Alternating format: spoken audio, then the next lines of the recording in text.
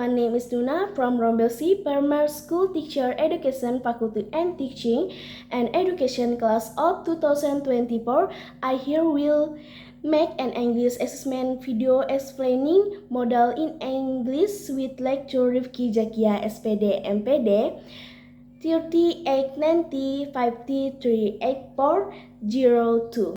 Baiklah, di sini saya akan menjelaskan pengertian modals dalam bahasa Inggris. Oke, modals adalah jenis kata yang digunakan untuk membantu kata kerja dalam mengungkapkan suatu hal. Modal disebut juga sebagai kata kerja bantu atau kata kerja ganti. Modals di sini bisa juga disebut dengan modals auxiliary verbs atau modal verbs, yaitu kata kerja bantu. Modals digunakan untuk membantu menerangkan apakah suatu hal tersebut merupakan suatu keharusan, kemungkinan, izin, kebutuhan, kewajiban, dan sebagainya. Semua jenis modal selalu diikuti dengan kata kerja bentuk pertama atau verb one. Baiklah, modals dalam bahasa Inggris yang terdiri dari will, shall, can, may, must, dan should merupakan kata kerja bantu untuk kata kerja lain. Berikut ini adalah penjelasan atau jenis-jenis modals di dalam bahasa Inggris. Yang pertama adalah modal present. Modal present adalah modal yang diikuti kata kerja bentuk pertama atau verb one. Adapun contohnya yaitu will yang artinya akan. Modal when digunakan untuk mengekspresikan peristiwa di masa depan yang berarti akan atau sesuatu yang belum terjadi dalam bentuk future simple tense. Selain itu, will memiliki arti yang sama dengan be going to. Adapun contoh kalimatnya yaitu I will do the homework, saya akan mengerjakan PR. Adapun contoh yang kedua yaitu adalah shall yang artinya sama dengan akan. Modal shall digunakan untuk mengekspresikan peristiwa di masa depan yang berarti akan atau sesuatu yang belum terjadi dalam bentuk future tense.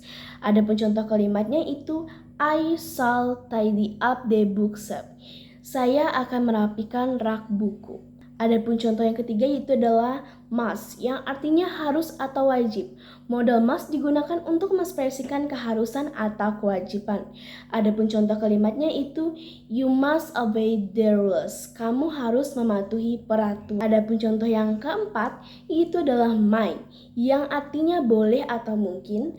Kata kerja bantu yang artinya boleh atau mungkin digunakan untuk mengekspresikan permintaan izin kepada orang lain. Adapun contoh kalimatnya itu may I borrow you umbrella, bolehkah saya meminjam payungmu? Adapun contoh yang kelima adalah should atau ought to yang artinya seharusnya. Modal ini digunakan untuk mengekspresikan kata kerja bantu yang berarti seharusnya atau sebaiknya. Adapun contoh kalimatnya itu she ought to submit the assignment punctually. Dia seharusnya mengumpulkan tugas tepat waktu. Adapun contoh yang keenam yaitu adalah can yang artinya dapat.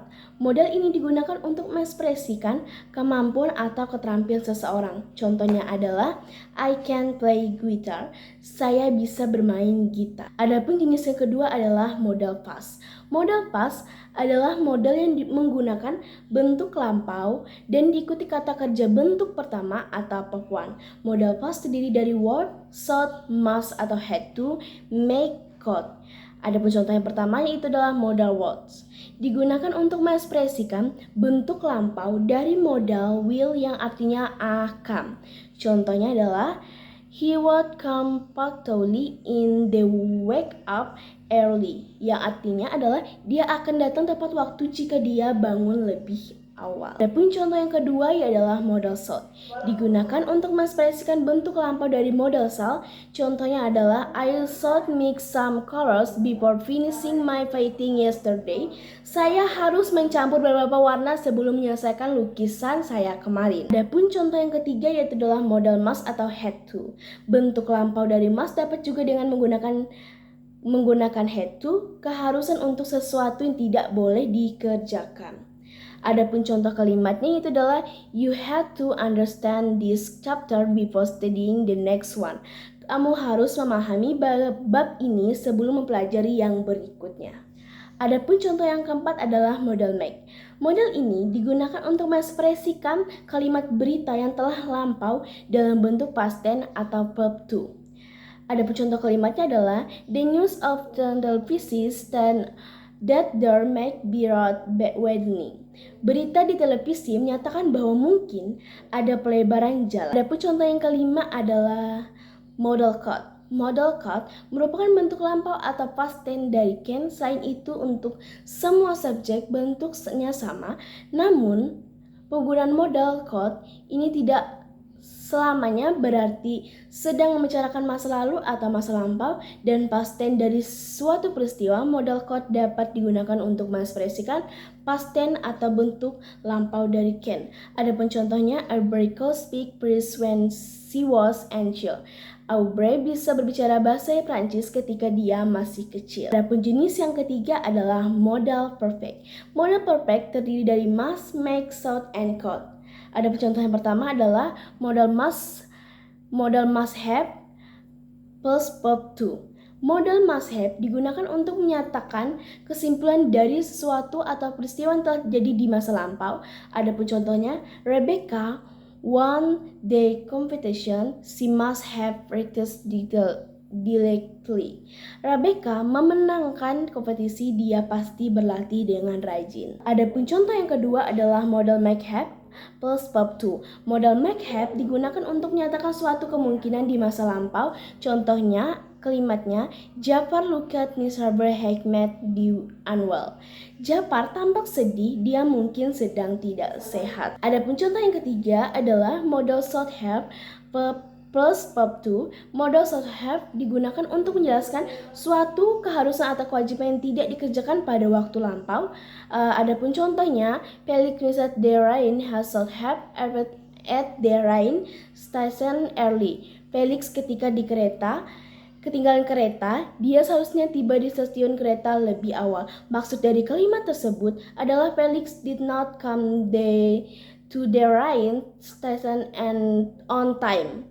Felix tidak datang ke stasiun karena tepat waktu. Yang keempat adalah modal could have plus verb 3. Modal could have plus verb 3 digunakan untuk mengekspresikan suatu kemampuan atau keterampilan yang tidak digunakan pada waktu lampau. Adapun contohnya, Stella could have cooked the dish herself. Stella bisa saja memasak hidangannya sendiri. Maksud kalimat di atas adalah Stella did not cook the dish herself. Stella tidak memasak makanannya sendiri. Di sini, ketiga jenis tersebut terdapat rumusnya, yaitu rumus-rumus berikut. Yang pertama adalah modal present. Rumusnya adalah subject plus modal present plus verb to. Modal present terdiri dari can, will, shall, may, should, must. Adapun rumus yang kedua yaitu adalah modal past. Rumus adalah subject modal past plus verb 1. Modal past terdiri dari could, was, should, make, must, and had to. Adapun rumus yang ketiga adalah modal perfect, subject plus modal perfect plus have plus verb 3. Modal perfect terdiri dari should have, must have, could have, make have. Sekian, terima kasih penjelasan dari saya. Bye-bye.